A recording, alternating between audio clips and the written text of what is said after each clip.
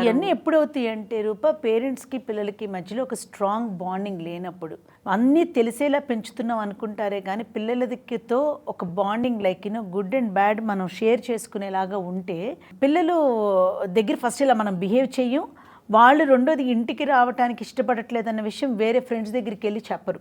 Correct. So రీసెంట్గా టెస్టెడే they was a client in my office.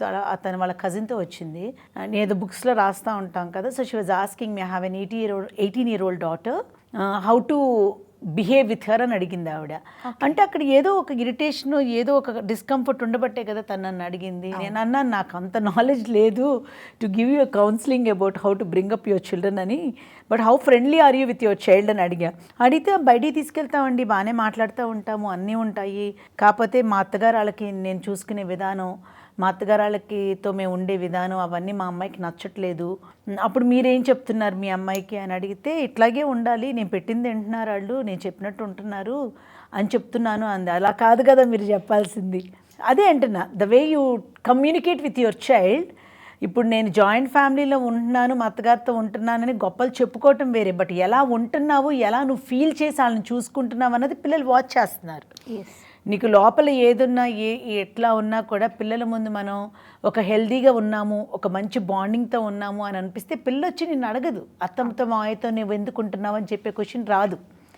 నువ్వు చెప్పే విధానం కూడా ఎలా ఉంది, నాకు ఇది తప్పట్లేదు, వాళ్ళు నోరు మూసుకుని ఉంటున్నారు కాబట్టి నేను చూసుకుంటున్నాను అని చెప్పి నేను దీని విలువలు చెప్తున్నానని అనుకుంటే అది పొరపాటే. రేపొద్దున ఇదే ఆ పిల్ల వెళ్ళిన ఇంటి దగ్గర కూడా తప్పక చూసుకుంటున్నట్టు ఆ అమ్మాయి మాటల్లోనే చూపించేసింది కదా రూపా.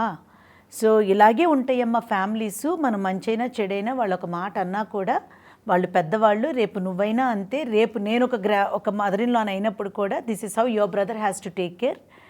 వచ్చే అమ్మాయి కూడా నీలాంటి అమ్మాయే మన ఇంటికి వస్తుంది, జస్ట్ ఇమాజిన్ అని ఆ టైప్లో మనం మాట్లాడితే ఆ పాప మైండ్లో కూడా పాజిటివ్గా వెళ్తుంది, ఆ రెస్పెక్ట్ ఇస్తుంది గ్రాండ్ పేరెంట్స్కి. కరెక్ట్. నువ్వే అలా మాట్లాడుతుంటే రేపు వెళ్ళిన చోట కూడా ఓహో ఇట్లా అత్తగారు మామగారు ఉంటారు కాబట్టి నేను ఇష్టం లేకపోయినా ఇట్లా ఫుడ్ పడేయాలి, వాళ్ళు నా మాట పెట్టిన తినుంటారని అనుకుంటే ప్రాబ్లం కదా. అవును.